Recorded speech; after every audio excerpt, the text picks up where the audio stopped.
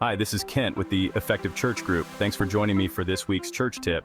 If you're a church leader feeling overwhelmed because there's too much on your plate and not enough people stepping up to help, you're not alone. But today, I want to share 3 ways to recruit volunteers and a clear winner among them.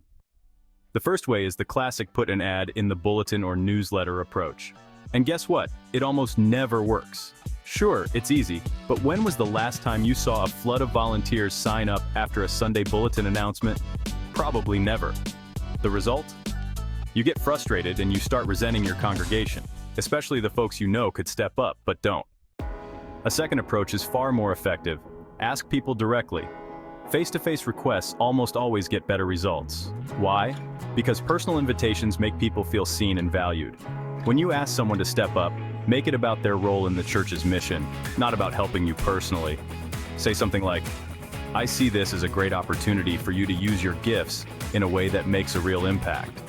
People are far more likely to say yes when they see how their work aligns with their purpose, not just your to-do list. But let's talk about the most effective way to get volunteers. Ready for it? Stop doing the things that aren't yours to do. And I don't mean making an empty threat. If nobody takes out the trash, I'm just gonna stop. No, I mean truly stepping back and letting go. Here's a real example.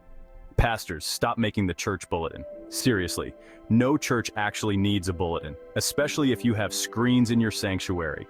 If your church really wants a bulletin, someone will step up to do it. And if nobody does, then maybe it wasn't that important to begin with.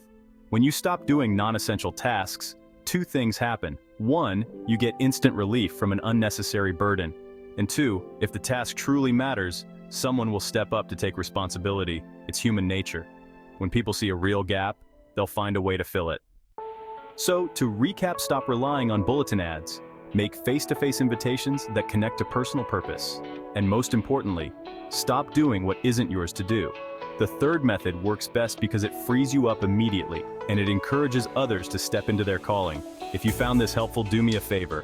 Hit that like button, drop a comment below, and don't forget to subscribe so you don't miss next week's tip. Thanks for joining me. Until next week, keep on transforming.